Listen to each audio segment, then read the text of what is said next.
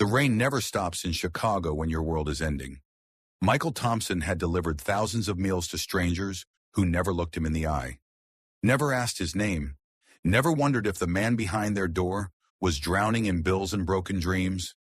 He was invisible, another working ghost in a city full of people too busy to notice the desperate.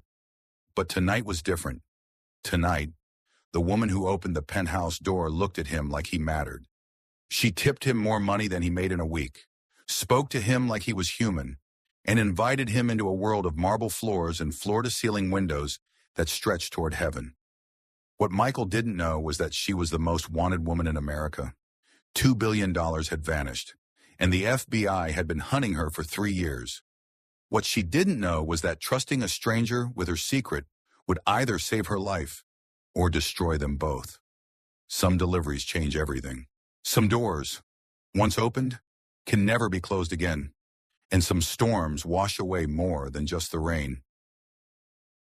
The windshield wipers fought a losing battle against the Chicago sleet, their rhythmic scraping barely keeping pace with the storm that had rolled in from Lake Michigan like an angry fist. Michael Thompson squinted through the blur, his knuckles white against the steering wheel of his 15-year-old Honda Civic. The heater wheezed out lukewarm air that smelled faintly of antifreeze. And somewhere in the dashboard, a warning light blinked orange, another problem he couldn't afford to fix. "Come on, girl," he muttered to the car, patting the cracked vinyl dashboard like an old friend. Just a few more deliveries. The bag of Thai food in the passenger seat had gone from steaming to merely warm 20 minutes ago. But Mike pressed on. Hungry customers meant tips, and tips meant Emma's violin lessons next month. The private school tuition was already stretching him thin, but he'd work himself into the ground before he'd let his 12-year-old daughter settle for less than she deserved. His phone buzzed in the mount, displaying the next address, Millennium Tower, Penthouse 47A, the kind of address that made his stomach clench with anxiety.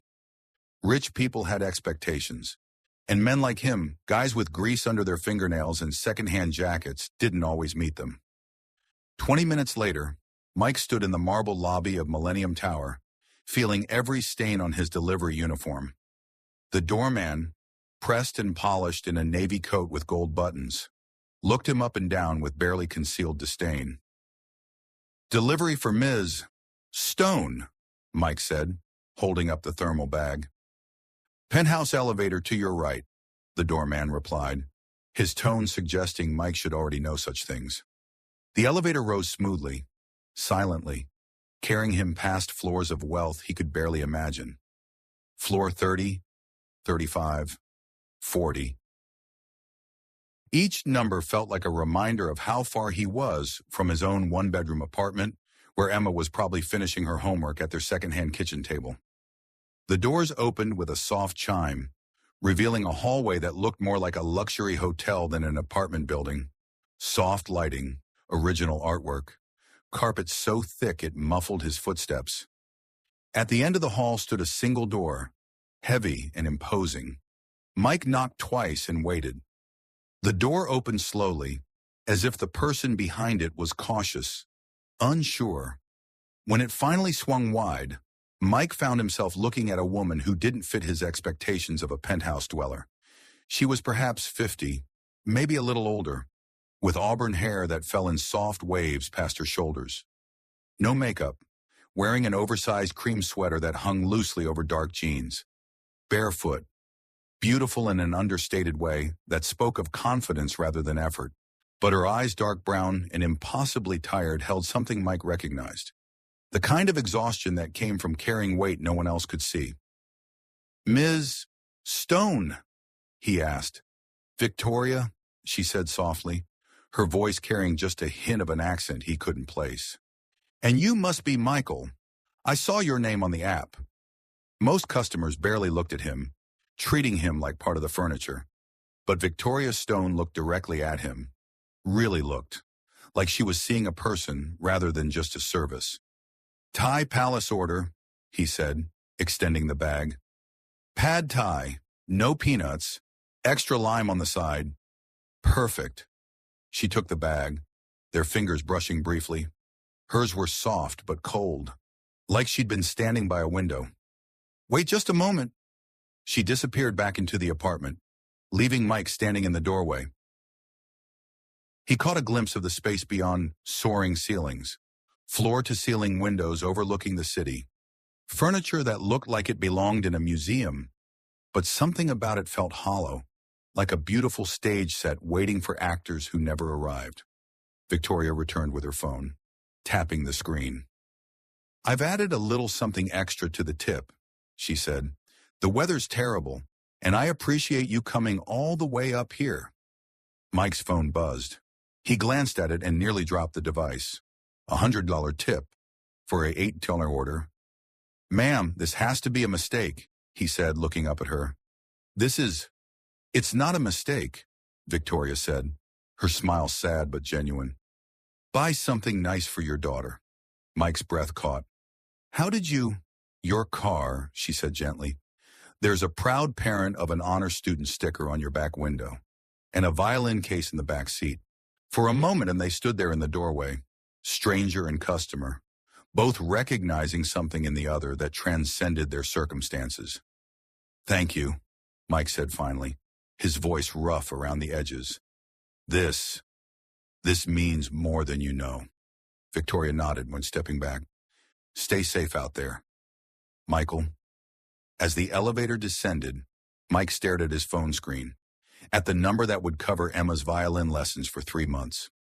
He thought about the woman behind the door, alone in all that luxury, and wondered what kind of loneliness could live in a place so beautiful.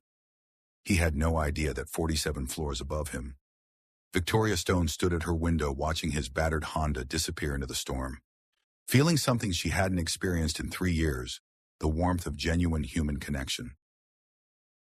Over the next 2 weeks, the orders came like clockwork. Always the same customer, Victoria Stone.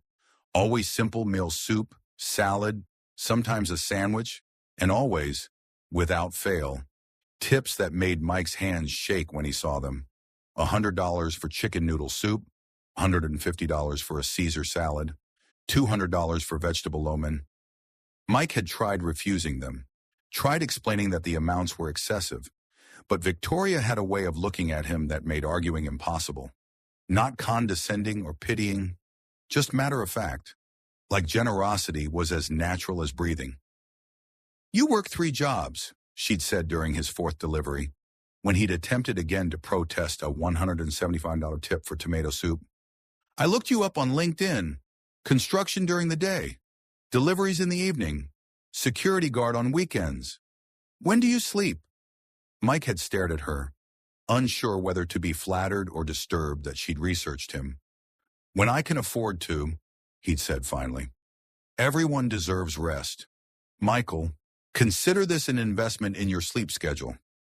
Now, standing outside her door again with an order of Chinese takeout, Mike found himself looking forward to their brief conversations. Victoria never seemed rushed, never made him feel like he was interrupting something more important.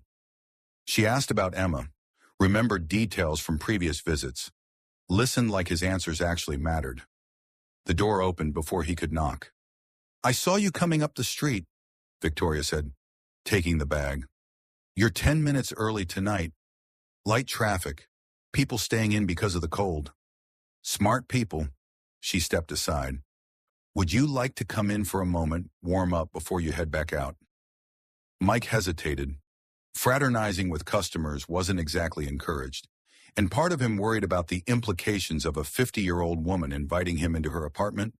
But the wind cutting through the hallway was brutal, and Victoria's expression was innocent enough. "Just for a minute," he said. The penthouse was even more impressive from the inside. Original hardwood floors, modern furniture that looked like it cost more than Mike's annual salary, artwork that belonged in galleries. But what struck him most was how quiet it was. Not just peaceful empty, like a house where only one person lived, and that person was very much alone. "Coffee?" Victoria asked, moving toward a kitchen that looked like it belonged in a cooking show. "I have a machine that does everything except drink it for you." "Coffee sounds great." She moved efficiently around the kitchen, and Mike found himself studying her. There was something almost choreographed about the way she prepared the drinks. like she'd performed this routine countless times but rarely for anyone else. Her hands were graceful but careful, the movements of someone who'd learned to find comfort in small rituals. "You said you looked me up," Mike said, accepting the mug she offered. The coffee was perfect, rich and hot, and better than anything he'd tasted in months. "Fair's fair. I looked you up too." Victoria's face didn't change, but something flickered in her eyes.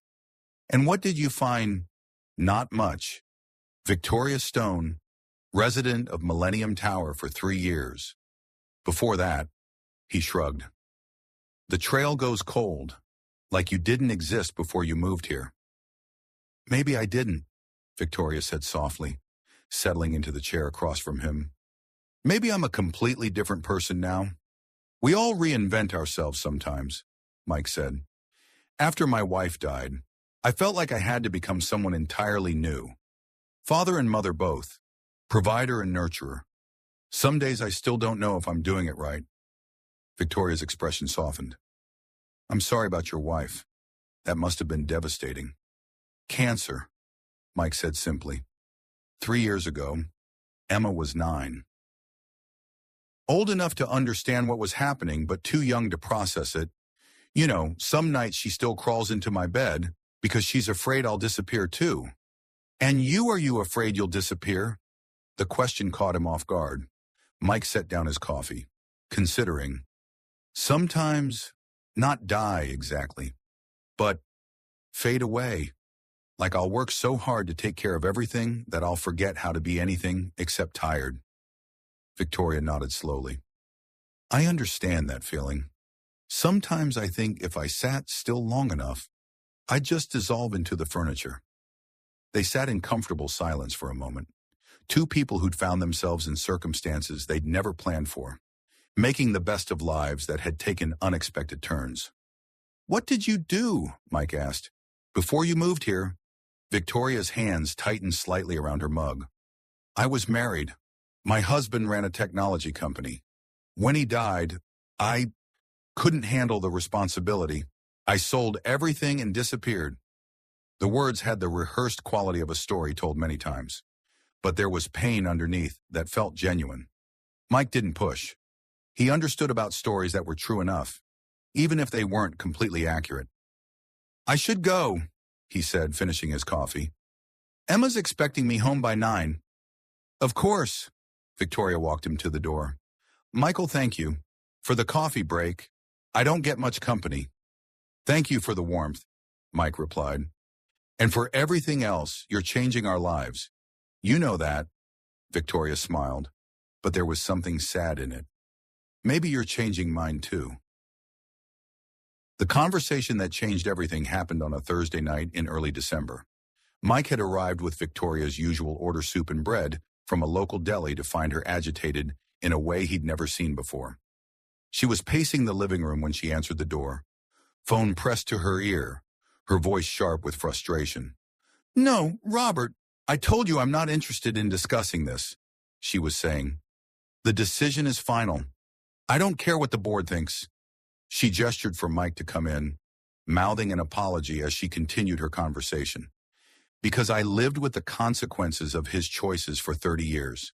That's why. I'm not going to let you destroy what he built just because you think you know better. No, don't you dare bring up the stockholders. You have no idea what you're talking about." Victoria ended the call with more force than necessary and turned to Mike with an expression somewhere between anger and exhaustion. "Family," she said by way of explanation. "They never know when to let go. Rough conversation. My brother-in-law," Victoria said, sinking into her chair. "He thinks I should sell my husband's company. Apparently, the board is getting restless with an absentee owner making decisions from a distance." Mike set down the soup and studied her face.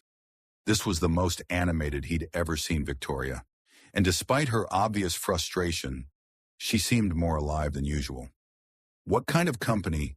he asked. "Technology, software development, mainly digital security systems, some government contracts." Victoria rubbed her temples. "My husband built it from nothing. 30 years of his life, and Robert wants to sell it to some conglomerate that'll strip it for parts. But it's yours now to decide. Controlling interest? Yes, but I haven't been actively involved since he died. I've been letting the board run things, which Robert thinks means I'm not capable of making decisions. Her voice carried a bitterness that spoke of old wounds. He forgets that I was there for every major decision my husband made. I might not have the MBA, but I understand the business. Mike found himself leaning forward, interested despite himself. So why not take control back if you know the business? Victoria looked at him for a long moment, something calculating behind her eyes. Because I'm tired, Michael. Bone-deep tired. The kind of tired that comes from fighting battles you never wanted to fight in the first place. What would your husband want you to do? The question seemed to surprise her. Victoria's expression softened, became distant. He'd want me to fight. He always said the company was his legacy, that it represented something bigger than profit margins and quarterly reports. He believed technology should serve people, not the other way around. Sounds like a good man. He was, Victoria said simply. He was brilliant and kind and completely devoted to his work. Sometimes I think he loved that company more than he loved me. The admission hung in the air between them, raw and honest. Mike recognized the tone. It was the same way he sometimes talked about Sarah, with love and loss and the complicated resentment that came from being left behind. After Sarah died, he said carefully, I was angry at her for a long time. Angry that she left me to figure everything out alone. Angry that she got to escape and I had to stay and deal with the mess. It wasn't rational, but grief isn't rational. Victoria nodded. Yes, exactly that. But then I realized that the anger was just love with nowhere to go, and maybe the best way to honor her was to take care of the things she cared about, which was Emma, mainly, but also the idea of family she'd built with us. You think I should fight for the company? I think you should do whatever lets you sleep at night, but if your husband built something worth preserving, and you're the only one who can preserve it. Mike shrugged. Maybe that's worth fighting for. Victoria was quiet for a long time, staring out the window at the city below. When she finally spoke, her voice was stronger than it had been all evening. Hayes Digital Solutions, she said. That was the name of the company. Robert keeps pushing for a sale to Meridian Corp, but their track record with acquisitions is terrible. They buy innovative companies and gut them for patents. Then don't let them. It's not that simple. I'd have to come out of hiding, so to speak. Get involved again. Face the board, the investors, the press.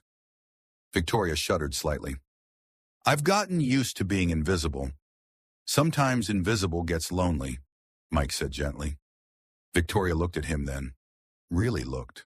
And Mike saw something in her expression shift. A decision being made, a door being opened. Would you like to see something? She asked. She led him to a room he'd never been in before, clearly her home office. The space was dominated by multiple computer monitors, whiteboards covered in diagrams and flowcharts, and shelves lined with technical manuals and industry publications.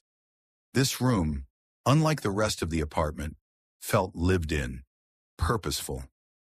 I haven't been as absent as Robert thinks, Victoria said, settling into the chair at her desk. I've been watching, learning, planning. The company's in good shape, but it's stagnating, playing it safe instead of innovating. She pulled up several documents on her computer, financial reports, market analyses, development timelines. Mike couldn't understand most of what he was seeing, but he could see the passion in Victoria's face as she explained it. We could revolutionize home security systems, she said, pointing to a series of diagrams. Integration with smart home technology, AI-driven threat assessment, privacy protections that actually protect privacy, but the board wants to stick with government contracts because they're safer. You've been working on this alone for months. Sometimes I think it's the only thing keeping me sane. Victoria laughed, but there was no humor in it. Robert would probably have me declared incompetent if he knew I was spending my days playing with computer code. Does he know about technology? Your brother-in-law, Robert's background is in finance.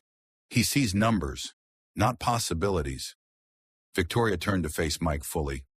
What would you do, Michael, if you had the chance to save something important, but it meant giving up the quiet life you'd built? Mike thought about it seriously, considering not just the question, but the woman asking it, Victoria Stone. He was beginning to realize was far more complex than the lonely widow he'd initially taken her for. I'd probably be scared as hell, he said finally. But I'd do it anyway, because some things are worth being scared for. Victoria smiled then, the first genuine smile he'd seen from her all evening. Thank you. For listening, for understanding. I don't have many people I can talk to about this. Anytime, Mike said. Though I have to admit, I'm curious about something. What's that? If you're the owner of a major tech company, why are you ordering takeout and living like a hermit? Shouldn't you be in boardrooms and corner offices? Victoria's expression became guarded again. It's complicated, Michael. Sometimes the people closest to you are the ones you have to be most careful around. The cryptic answer bothered Mike as he drove home that night, but he couldn't shake the feeling that Victoria Stone was carrying secrets far heavier than a simple case of grief and business disputes. The manila envelope appeared under Mike's apartment door on a Saturday morning, unmarked except for his name written in Victoria's distinctive handwriting. Inside, he found architectural plans, contractor estimates, and a letter that made him read it 3 times before the words sank in. Michael, I have a proposition for you. The penthouse has been neglected since I moved in Beautiful Bones, but it needs updating to be truly functional. Kitchen renovation, bathroom remodeling, maybe some built-in shelving and storage solutions. The kind of work that requires someone skilled, trustworthy, and detail-oriented. I've gotten estimates from several contractors, but they all feel wrong somehow. Too impersonal, too focused on billing hours rather than creating something lasting. Then I remembered what you told me about wanting to start your own construction business. Would you consider taking on this project? I can offer $50 or $1,000 for the complete renovation, plus materials. It would probably take 6 to 8 weeks, working evenings and weekends around your other jobs. I know it's a lot to ask, but I think you'd understand what I'm trying to create here. Think about it. There's no pressure and no obligation. Victoria Mike stared at the letter until Emma's voice broke through his concentration. Dad, you look like you've seen a ghost. He looked up to find his daughter standing in the kitchen doorway, already dressed for her Saturday violin lesson, her dark hair pulled back in the ponytail Sarah used to help her with. At 12, Emma was beginning to show signs of the young woman she'd become taller, more serious, with her mother's expressive eyes and her father's stubborn chin. Not a ghost, Mike said, folding the letter carefully. An opportunity? Good opportunity or scary opportunity? Both. Probably. Emma poured herself a glass of orange juice and settled into the chair across from him. This was their Saturday morning ritual. Quiet conversation over breakfast before the day's activities claimed them both. Is it about the soup lady? Emma asked. Mike raised an eyebrow. The soup lady. Victoria, you talk about her sometimes when you come home from deliveries. You get this weird expression, like you're trying to solve a puzzle. She's just a customer. A customer who tips you enough to pay for my violin lessons, Emma said pointedly. I'm not stupid. Dad, I know we've been struggling, and I know things got easier after you started delivering to her. Mike studied his daughter's face, seeing too much awareness there for a 12-year-old. He'd tried to shield her from their financial stress, but Emma was observant and intelligent. Of course she'd noticed the changes. She offered me a job, he said finally. A big one. Renovating her apartment. That's good, right? You love construction work. It's complicated. The money is substantial, more than I'd normally charge for a project like this. Emma frowned. You think she's being too generous. I think she's lonely and maybe not thinking clearly about business decisions. Or maybe she recognizes good work when she sees it, Emma said. Remember when you fixed Mrs. Peterson's porch. She said you were the most careful contractor she'd ever hired. Maybe Victoria sees the same thing. Mike looked at his daughter with fresh appreciation. When had she become so wise? There's something else, he said. Taking this job would mean less time for deliveries, less steady income. It's a gamble. Dad, Emma said gently, everything's a gamble, but some bets are worth taking. That afternoon, Mike found himself standing outside Victoria's door with the plans under his arm and a decision made. When she answered, she was wearing paint-splattered jeans and an old sweater, her hair tied back with what looked like a rubber band. I was hoping you'd come by, she said, stepping aside to let him in. I've been thinking about your offer, Mike said without preamble. It's generous. Too generous. I disagree. Victoria, I looked up similar projects online. The going rate for what you're describing is maybe $35,000, and that's with premium materials. Victoria led him to the kitchen, where she'd spread out additional plans and photos on the counter. This isn't about market rates, Michael. It's about finding someone who'll treat this space like it matters. She pointed to a series of photos showing luxurious but cold-looking interiors. These are what the other contractors proposed. Beautiful, expensive, completely impersonal. They want to turn this place into a showroom. Then she showed him a different set of images, warm, livable spaces that felt like homes rather than magazine spreads. This is what I want, she said. Something that feels real, lived in, like a place where someone could actually be happy. Mike studied the photos, beginning to understand her vision. You want it to feel like a home, not just a place you live.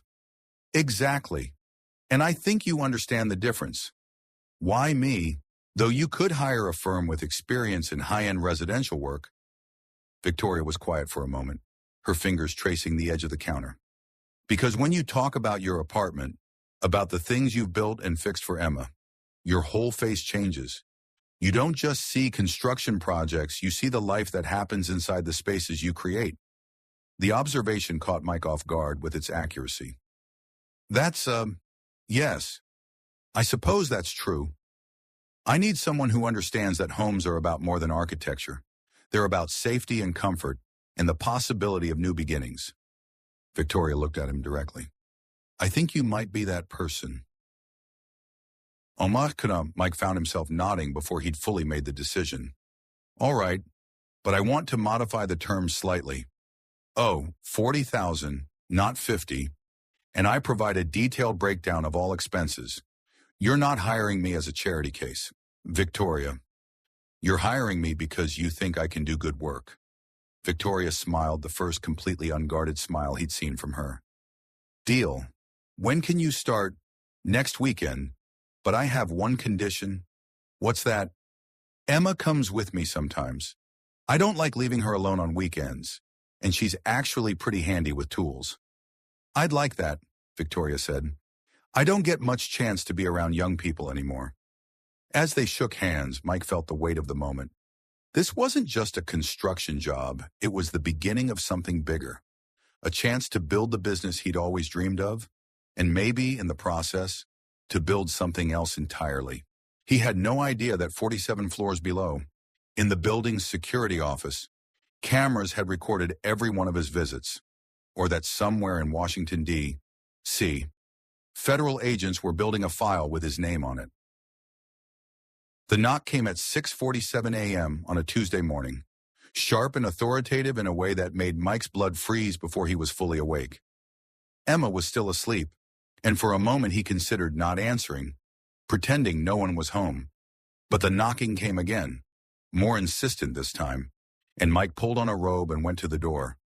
Through the peephole, he saw two people in dark suits standing in his hallway. The woman was tall and blonde, with the kind of posture that suggested military training. The man was older, with graying hair and tired eyes that seemed to miss nothing. Michael Thompson, the woman asked when he opened the door. Yes, I'm Agent Sarah Chen, FBI. This is Agent Robert Martinez.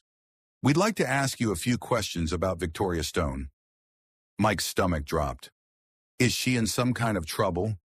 "May we come in?" Agent Chen asked, which wasn't really a question. Mike's living room suddenly felt very small with two federal agents standing in it. Emma's violin case leaned against the wall, homework scattered across the coffee table. The normal detritus of their quiet life suddenly seeming fragile under official scrutiny. "Mr. Thompson," Agent Martinez said, settling into Mike's second-hand armchair like he belonged there. "How long have you known Ms. Stone?" "About 6 weeks. She's a customer. I deliver food to her apartment. And you've developed a personal relationship with her." Mike felt his defenses rising. "I wouldn't call it personal. She's been generous with tips, and we've had a few conversations. That's all."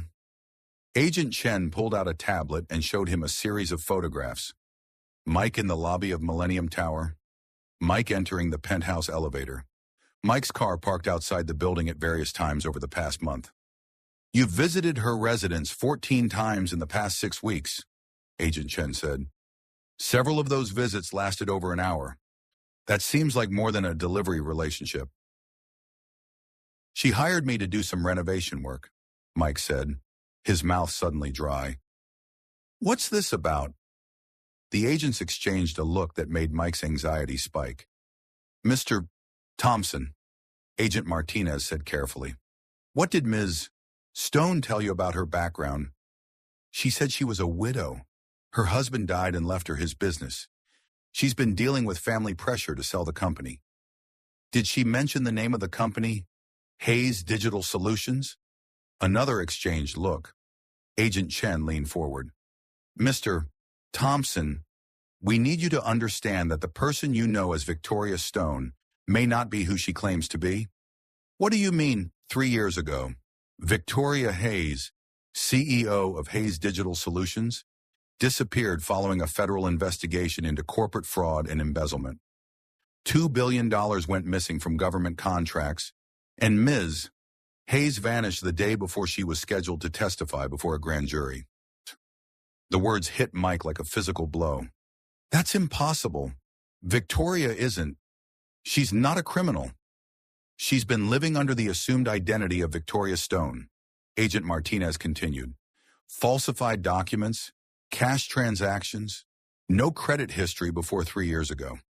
She's been evading federal authorities while living in luxury on stolen money." Mike shook his head, trying to process what he was hearing. "No, you're wrong.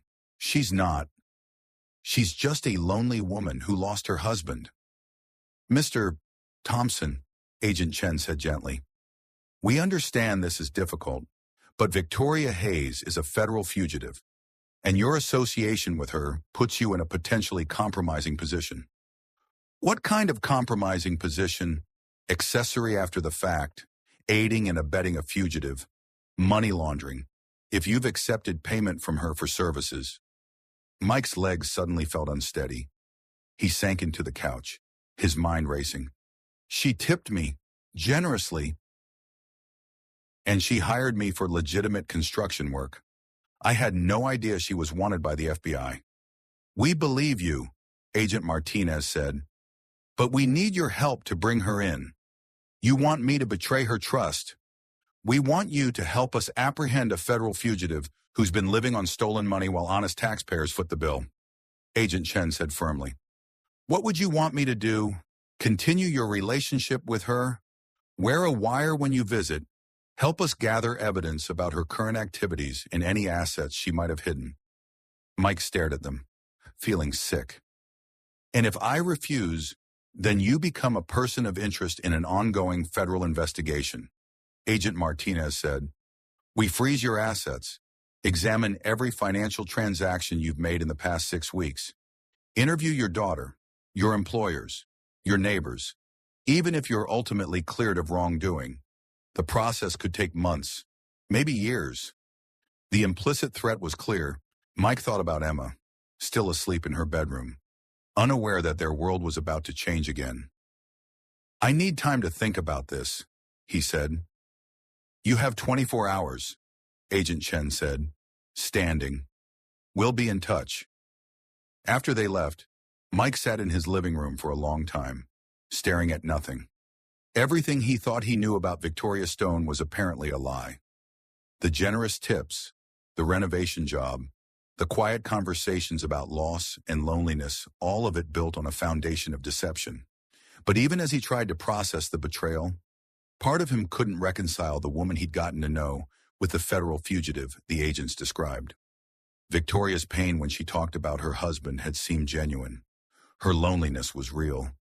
The way she'd looked at Emma's photo, the careful way she'd prepared coffee, the vulnerability in her voice when she talked about feeling invisible, none of that felt like performance. When Emma emerged from her bedroom an hour later, dressed for school and humming under her breath, Mike made a decision. He wouldn't lie to his daughter, but he wouldn't destroy her world with information she didn't need to carry. "Dad," Emma said, noticing his expression, "you look terrible. Are you sick?" "Just tired, sweetheart. Didn't sleep well. Maybe you should take a day off. Stay home, watch bad movies. Eat ice cream for breakfast." Mike managed a smile. "That sounds perfect. But I can't. I have work. The renovation project, among other things." Emma studied his face with the intuition that still surprised him. "Dad, is everything okay with Victoria?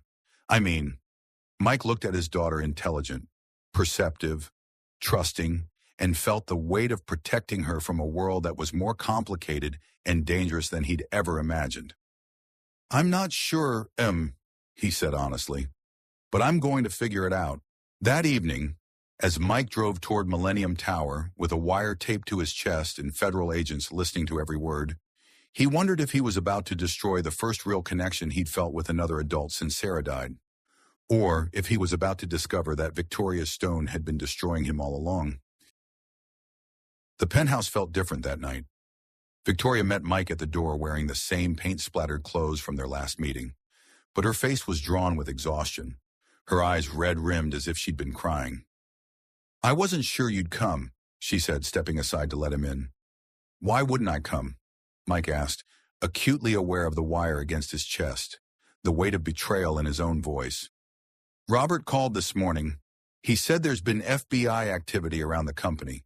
Agents asking questions about me, about where I've been, what I've been doing." Victoria moved to the window, her arms wrapped around herself. "I think they found me. Michael." Mike's heart hammered against his ribs. The agents had said nothing about investigating Hayes Digital Solutions directly. "What kind of questions? About the missing money? About my disappearance? About whether I've been in contact with anyone from the company?" Victoria turned to face him, and Mike saw something in her expression that he couldn't read. "I need to tell you something. About who I really am." "Victoria." "My name isn't Victoria Stone," she said quietly. "It's Victoria Hayes, and I'm not hiding from grief. Michael, I'm hiding from federal charges that could put me in prison for the rest of my life." Mike forced himself to look surprised, though the admission felt like confirmation of fears that had been growing since the agent's visit. "What kind of charges? Embezzlement, fraud, conspiracy?" Victoria laughed bitterly. $2 billion disappeared from Hayes Digital Solutions, and everyone thinks I took it. "Did you?" The question hung in the air between them. Victoria stared at him for a long moment, and Mike wondered if she could somehow sense the wire, the invisible audience listening to every word. "No," she said finally, "but I can't prove it. And the person who can clear my name is the same person who set me up in the first place." "Who?" "Robert Hayes, my brother-in-law. The one who's been pressuring me to sell the company." Victoria moved to her home office, gesturing for Mike to follow. She pulled up a series of documents on her computer: financial records, email chains, corporate filings that meant nothing to Mike, but clearly told a story she'd been piecing together for 3 years. "After my husband died, I was devastated," she said, her fingers moving over the keyboard with practiced efficiency. "Clinical depression, barely functioning, completely overwhelmed by the responsibility of running a company I'd never officially been part of. Robert offered to help, temporary management while I grieved. That sounds reasonable." It was reasonable. For about 6 months. Then I started noticing irregularities. Money moving between accounts, contracts being modified, payments being made to companies I'd never heard of. Victoria pulled up a spreadsheet that looked like a maze of numbers and codes. When I asked Robert about it, he said it was all routine corporate restructuring, tax optimization. I didn't understand the details, so I trusted him.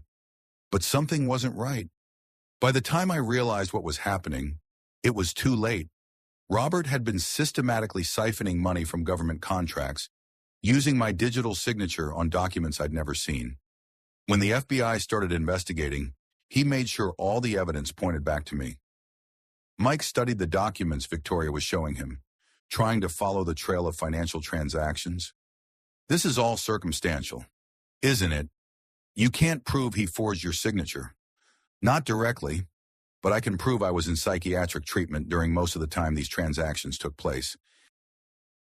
I have medical records, therapy session notes, prescription records, evidence that I was barely capable of getting dressed, let alone orchestrating a $2 billion embezzlement scheme. Then why didn't you present that evidence to the FBI? Victoria's expression grew grim. Because Robert had me declared mentally incompetent. Temporary conservatorship while I received treatment. Legally, I wasn't allowed to make financial decisions for the company, but somehow my digital signature kept appearing on documents. The implications hit Mike like a sledgehammer. He used your illness against you. Depression made me vulnerable, and Robert exploited that vulnerability. He stole from the company, framed me for the theft, and then used my mental health as both the weapon and the shield. Mike felt sick, and not just because of the wire recording every word of Victoria's confession. Why didn't you fight it, come forward with the medical evidence? Because by the time I was well enough to understand what had happened, Robert had convinced everyone, including my own lawyers, that I was having a breakdown and making paranoid accusations against family. Victoria's voice cracked slightly. I was isolated, medicated, and surrounded by people who thought I was delusional. Even I started to doubt my own memories. So you ran. I disappeared the night before I was supposed to testify. Robert's lawyers had convinced me that anything I said would only make things worse, that the best thing for everyone was for me to quietly step aside and let the legal process play out. Victoria closed the laptop and turned to face Mike fully. I've been hiding for 3 years.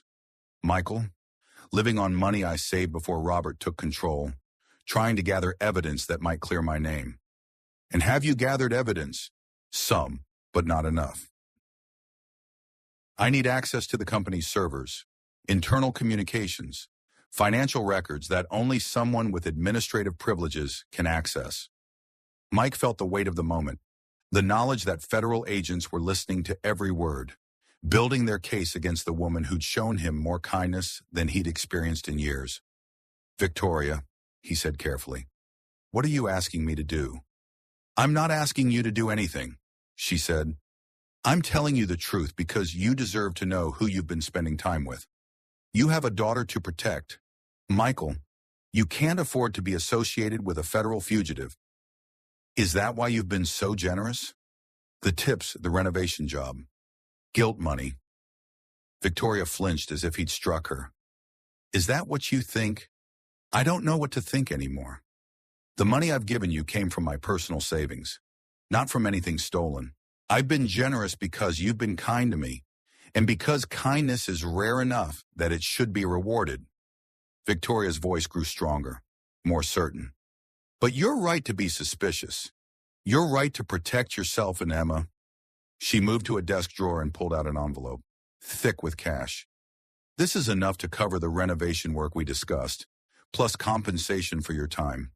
Considerate payment for services not rendered. Mike stared at the envelope, understanding that she was offering him an exit, a clean break from whatever legal troubles might be heading her way. What will you do? He asked. I don't know. Maybe it's time to stop running. Maybe it's time to face the charges and hope the truth eventually comes out. Or maybe it's time to fight back. Victoria looked at him sharply. What do you mean Mike made a decision that surprised him even as he made it? He reached under his shirt and pulled out the wire, holding it where Victoria could see it. The FBI came to see me this morning, he said. They wanted me to gather evidence against you. Victoria stared at the device, her face cycling through shock, betrayal, and finally, a strange kind of relief. How long have you been recording me? Since I walked in tonight. But Victoria, Mike looked directly into her eyes. I believe you. Why? Because I've seen you with Emma. I've watched you make coffee and talk about your husband and light up when you discuss technology. I've seen you be real in ways that can't be faked. Mike set the wire on the coffee table between them. And because Robert Hayes has been trying too hard to make you look guilty. What do you mean? The agents mentioned that your brother-in-law has been cooperating with the investigation, providing information about your whereabouts, your activities, your state of mind. For a man who supposedly wants to help you, he's been remarkably helpful to the people trying to arrest you. Victoria was quiet for a long moment, processing the implications. You're going to get in trouble for this, for not cooperating with a federal investigation. Maybe, but Emma's going to be proud that her father stood up for someone who needed standing up for. Michael, Victoria said softly, you don't understand what you're risking. I understand perfectly. The question is, are you ready to stop running and start fighting? Victoria looked at the wire on the table, then at Mike, then out the window at the city where she'd been hiding for 3 years. When she finally spoke, her voice carried a strength he'd never heard before. Yes, she said. I think I am. The call came at 11 o'clock that night. Victoria's phone buzzed with Robert Hayes' name on the display, and Mike watched her face harden as she answered. Hello, Aunt Robert. Victoria, thank God. I've been trying to reach you for hours. Robert's voice carried through the speaker, smooth and concerned in a way that immediately put Mike on edge. We need to talk. It's urgent. About what? The FBI investigation. They're asking questions about you, about the company, about money transfers from 3 years ago. I think someone might be feeding them information to make you look guilty. Mike and Victoria exchanged glances. Robert's words were carefully chosen, designed to sound supportive while subtly reinforcing the narrative that Victoria was responsible for the missing funds. What kind of information, Victoria asked? Financial records, communications, evidence of your state of mind during the transition period after Marcus died? Robert's voice took on a tone of fake sympathy. Victoria, I'm worried they're building a case against you based on incomplete information. Incomplete how? They don't understand how devastated you were, how the depression affected your judgment. If they knew about the medication you were taking, the therapy sessions, they might be more understanding about any irregularities in your decision-making during that time. Mike felt his jaw clench. Robert was laying the groundwork for an insanity defense while simultaneously reinforcing the idea that Victoria had, in fact, made the decisions that led to the missing money. Robert, Victoria said, her voice steady, I want to ask you something directly. Did you forge my digital signature on financial documents while I was receiving treatment? There was a pause on the other end of the line. When Robert spoke again, his tone had shifted slightly, becoming more cautious. Victoria, you're not thinking clearly. The stress of this investigation is obviously affecting you. Maybe you should consider turning yourself in, getting proper legal representation. That's not what I asked you. Victoria, please, let me help you. I can arrange for you to surrender voluntarily, maybe work out some kind of plea agreement. But if you keep hiding, if you keep making wild accusations, Victoria's voice rose slightly. Robert, I have evidence. What kind of evidence? Mike could hear the sharp interest in Robert's voice now, the careful probing of someone trying to assess a threat. Financial records showing money transfers I never authorized, email communications with contractors I never spoke to, digital signatures on documents I never saw. Victoria looked at Mike as she spoke, drawing strength from his presence. I also have medical records proving I was incapacitated during most of the time period when these transactions occurred. Victoria, you're scaring me. This sounds like paranoid thinking. Maybe the medication affected your memory more than you realize. Robert, stop. Victoria's voice cut through his words like a blade. I know what you did. I know how you used my illness to steal from the company and frame me for the theft.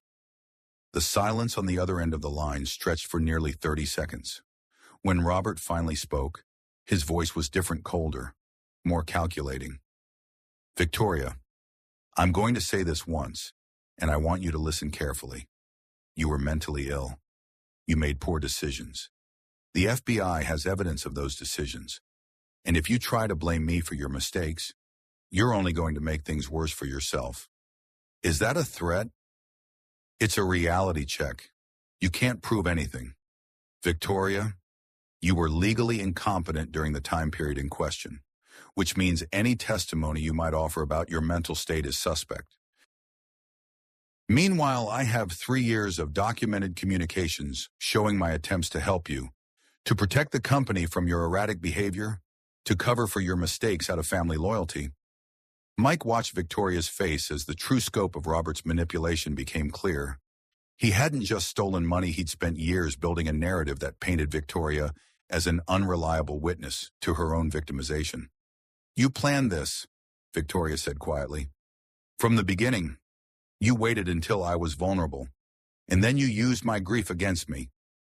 I protected you, Robert snapped, his mask finally slipping.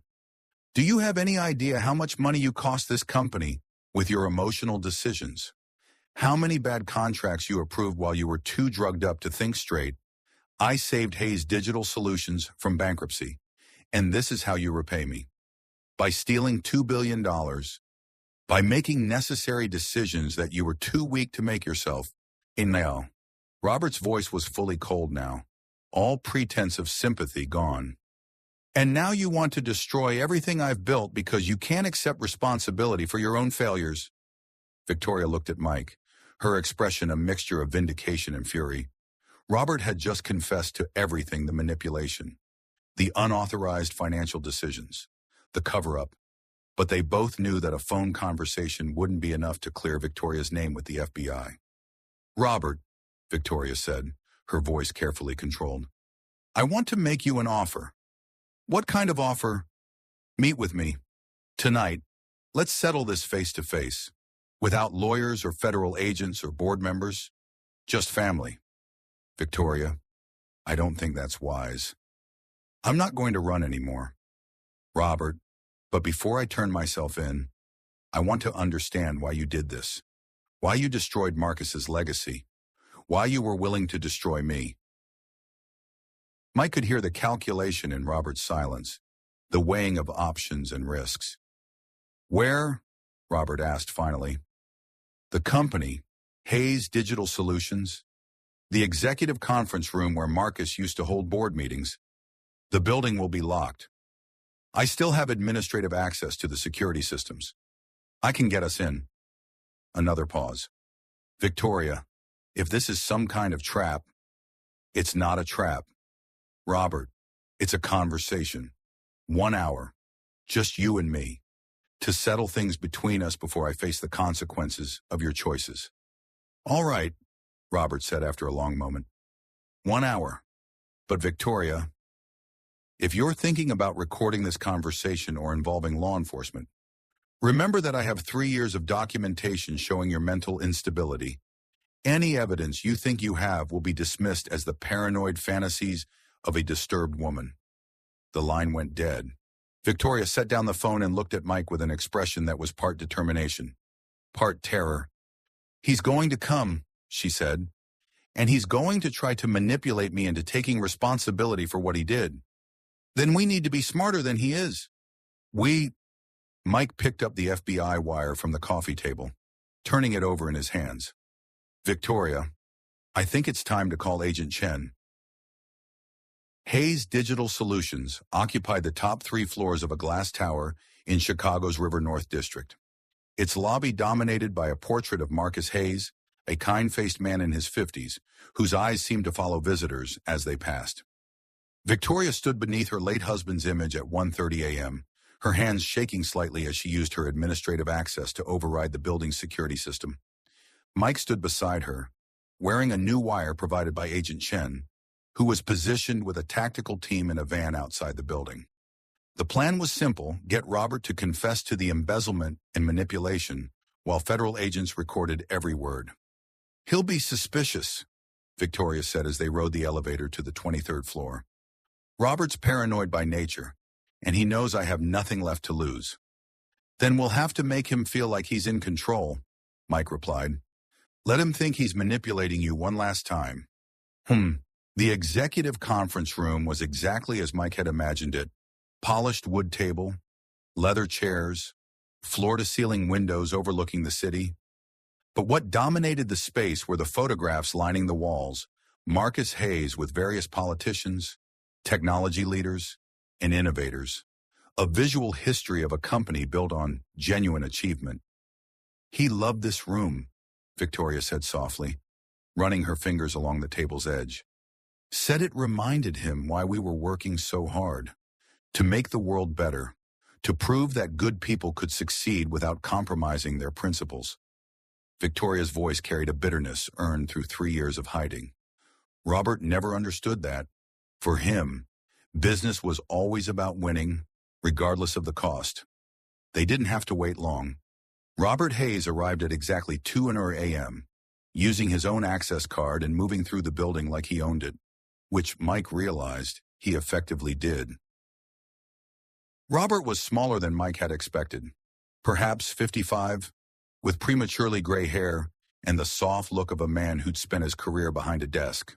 But his eyes were sharp and calculating, the eyes of someone who'd learned to see people as problems to be solved or resources to be exploited. "Victoria," he said as he entered the conference room, his voice carrying false warmth. "You look well. Hiding seems to agree with you." "Hello, Robert." Robert's gaze shifted to Mike, and his expression hardened. "I thought this was going to be a private conversation." "Michael is my friend," Victoria said simply. "He knows everything." "Everything?" Robert's voice carried a dangerous edge. "That's interesting, because everything includes some very unflattering details about your mental state during the transition period." Mike watched the interaction carefully, noting how Robert immediately went on the offensive, using Victoria's past illness as both a weapon and a shield. "Robert, I want you to know that I'm not recording this conversation," Victoria said, which was technically true. Mike was the one wearing the wire. "I just want to understand why you did what you did." "What I did," Robert moved to the head of the table, positioning himself in what had clearly been Marcus's chair. "Victoria, I saved this company. When Marcus died and you fell apart, someone had to make the hard decisions. By stealing $2 billion, by reallocating resources to keep the company solvent while you were too medicated to function." Robert's tone was patient, condescending. "Victoria, you were signing documents you hadn't read, approving contracts you didn't understand, making financial commitments that would have bankrupted us within 6 months. So you forged my signature on new documents. I used the authority you'd given me during your conservatorship to make necessary corrections." Robert leaned back in his chair, completely at ease. "Everything I did was legally protected under the mental health provisions Marcus had written into the company charter." Mike felt his anger rising at Robert's casual admission of manipulation, but Victoria remained calm, drawing her brother-in-law deeper into confession. "The FBI seems to think the money was stolen, not reallocated," Victoria said. "The FBI doesn't understand corporate finance. They see large transfers and assume theft, but they don't understand the complexity of government contracts or the need for flexible cash flow management." Robert's voice carried the smooth confidence of a man who'd rehearsed these explanations for years. "When the investigation is complete, they'll see that every dollar can be accounted for. Then why are they still looking for me?" Robert's expression grew cold. "Because you ran, Victoria. Because instead of trusting me to protect you, you disappeared and made yourself look guilty. Now I have to spend my time cleaning up the mess you created instead of running the company Marcus built. The company you've been trying to sell to Meridian Corp. The company I've been trying to save from federal seizure." Robert stood and moved to the window, his back to Victoria and Mike. "Do you have any idea what the past 3 years have been like dealing with investigators, managing a board that thinks the CEO is a fugitive, trying to maintain investor confidence while the press speculates about missing billions. "I'm sure it's been difficult," Victoria said, her voice carefully neutral. "It's been hell, and all because you couldn't handle the responsibility Marcus left you." Robert turned back to face them, and Mike saw something ugly in his expression. "You were always weak, Victoria. Marcus knew it. The board knew it. Everyone knew it except you." "Marcus never said I was weak. Marcus protected you from reality because he felt sorry for you. The mousy librarian he married out of pity, who never really understood what he was building." Robert's voice grew crueler with each word. "Did you really think you could run a billion-dollar company? Did you actually believe you were qualified to make decisions that affected thousands of employees?" Mike watched Victoria absorb the verbal assault, saw her face grow pale, but her posture remained steady. She was drawing Robert out, letting him reveal the contempt that had motivated years of manipulation. "So you decided to save everyone from my incompetence," Victoria said quietly. "I decided to save the company from destruction. Marcus's vision, his legacy, everything he worked for, I preserved it all while you hid in therapy and blamed everyone else for your problems. By framing me for embezzlement, by accepting responsibility for decisions that needed to be made." Robert returned to his chair, leaning forward with the intensity of a man making his final argument. "Victoria, you can keep fighting this, but you'll lose. I have documentation of every erratic decision you made, every time you signed papers without reading them, every instance where your medication affected your judgment. I have medical records showing your depression, therapy notes documenting your paranoid thoughts, prescription records proving you were taking drugs that impaired your cognitive function. You had access to my medical records. I had access to everything. Victoria, conservatorship means I was legally responsible for your welfare, which included monitoring your treatment and protecting you from the consequences of your illness." Mike felt sick listening to Robert's casual description of how he'd violated Victoria's privacy and used her medical information against her. But Victoria pressed on, drawing more admissions from her brother-in-law. "And the money that disappeared was moved to secure accounts to protect it from seizure during the investigation. When this is all over, when you've accepted responsibility for your part in the chaos, the funds will be returned to the company. Under your control, under proper management, yes." Robert smiled then, and it was the coldest expression Mike had ever seen. "Victoria, you need to understand something. You can't win this fight. I have the law on my side. I have the documentation. I have 3 years of carefully constructed evidence showing that you were mentally incompetent and made disastrous decisions that I've been trying to fix." "What if I told you I remembered everything?" Victoria asked. "What if I told you that my memory of events was perfectly clear, and I could testify about what really happened?" Robert laughed, a sound devoid of warmth or humor. "Then I'd say your testimony would be dismissed as the fantasies of a woman with a documented history of mental illness and paranoid delusions. Victoria, you were legally declared incompetent. Anything you say about this time period is automatically suspect. Even if I had evidence, what evidence could you possibly have? You were sedated and hospitalized for months.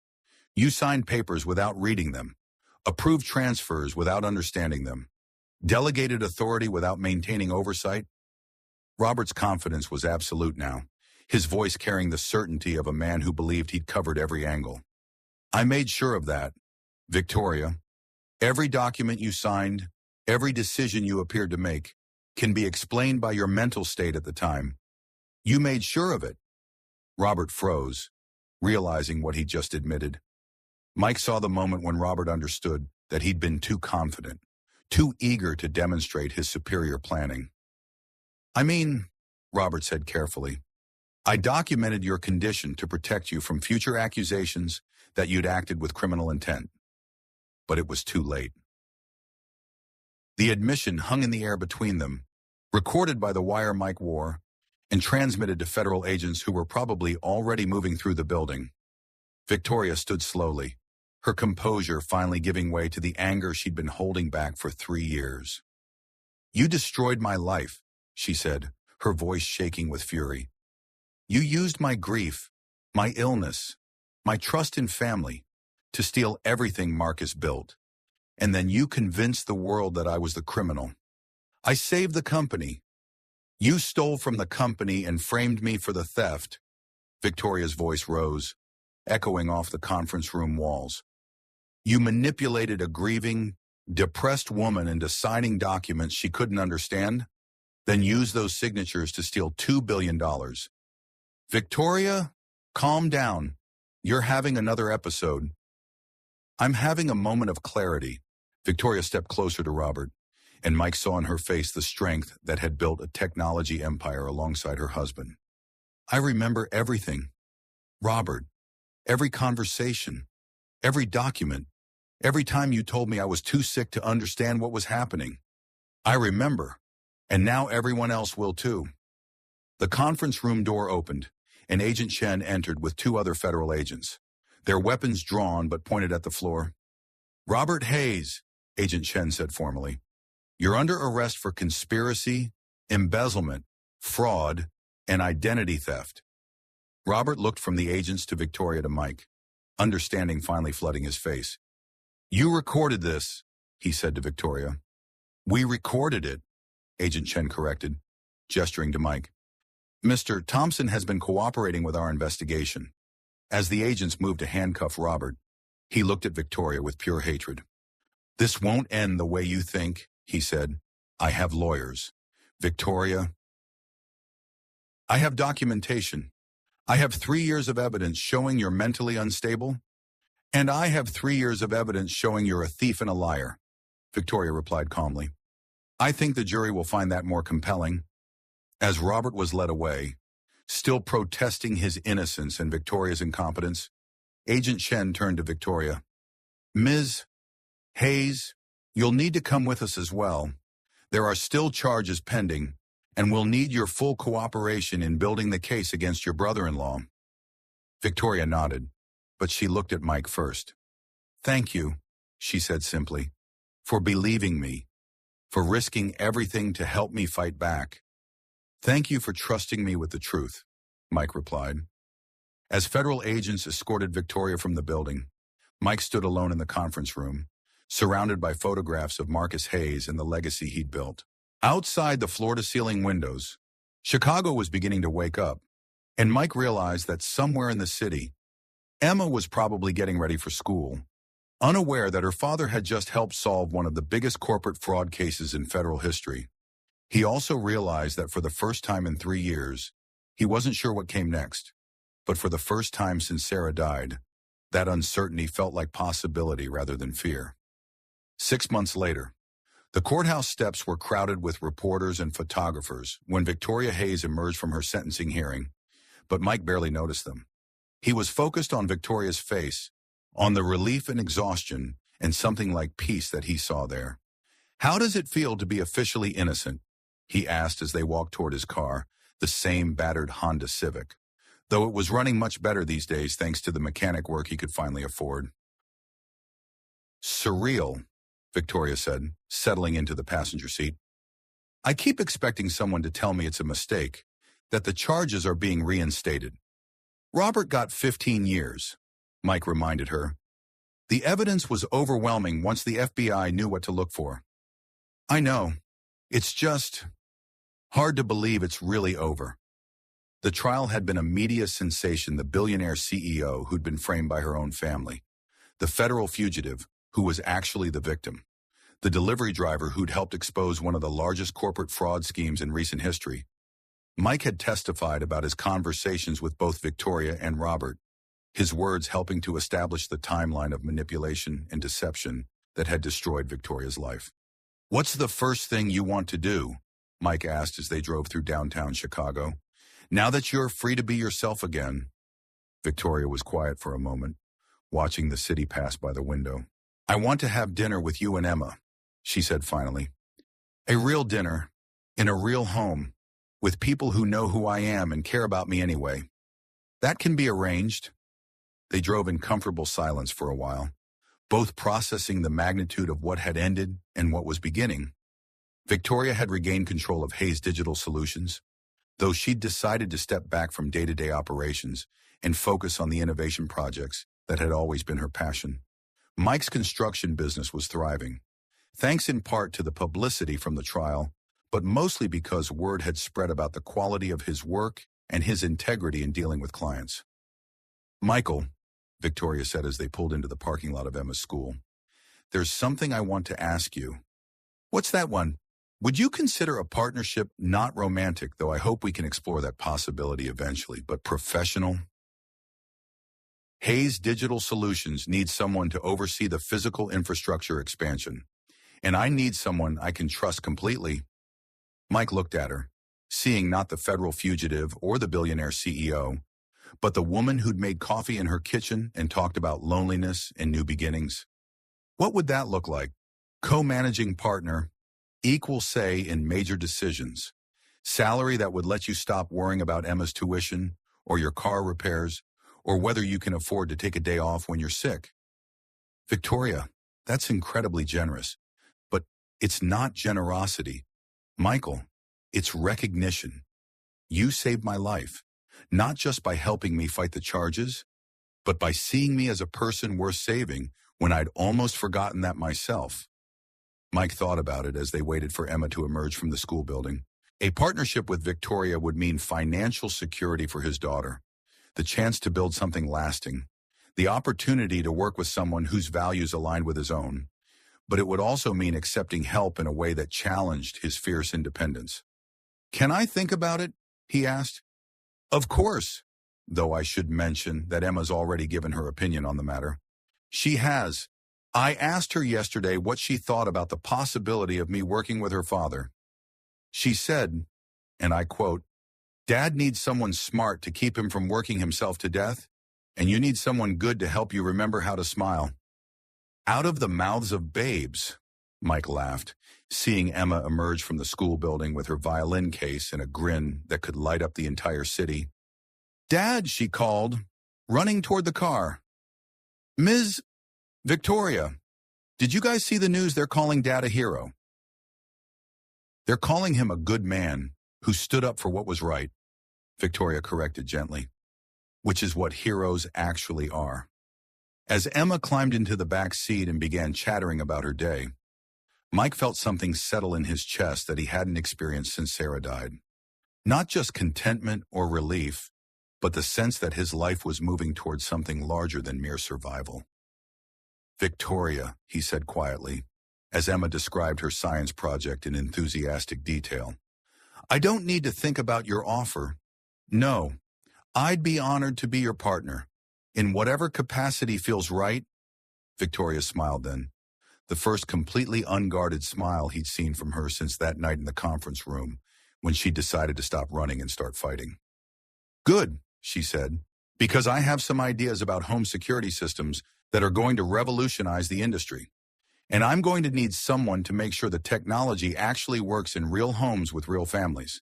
I know just the consultant for that," Mike said, glancing in the rearview mirror at Emma, who was now explaining the molecular structure of water to her stuffed elephant. "Just one condition," Victoria added. "What's that?" "The first system we install has to be in your apartment. Emma deserves to live somewhere that feels as safe as she is loved." As they drove through Chicago toward home, toward the life they were building together, one conversation, one shared meal, one act of trust at a time, Mike realized that sometimes the most important deliveries weren't the ones you got paid for. Sometimes they were the ones that delivered you to exactly where you were meant to be.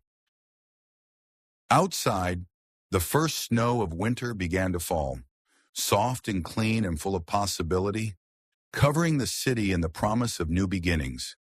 6 months later, the rain still falls on Chicago, but it doesn't feel the same. Michael Thompson learned that sometimes the most dangerous thing you can do is trust a stranger, and sometimes it's the only thing that can save you. He risked everything: his daughter's safety, his freedom, his quiet life, to stand up for a woman the whole world believed was a criminal. Victoria Hayes discovered that running from your past only works until someone believes in your future. She'd hidden behind false names and empty penthouses, convinced that loneliness was the price of survival. But love, it turns out, has a way of finding you in the most unexpected places. The FBI closed their case. Robert Hayes will spend the next 15 years in federal prison. Hayes Digital Solutions is building security systems that protect families instead of hiding them. And Emma Thompson finally has the mother she never asked for, but always needed. But the real victory wasn't in the courtroom or the boardroom. It was in learning that sometimes the person who saves you isn't a hero. They're just someone brave enough to see you when the rest of the world has looked away. We all deliver something to the people we meet. The question is, what are you carrying? And who's brave enough to help you carry it?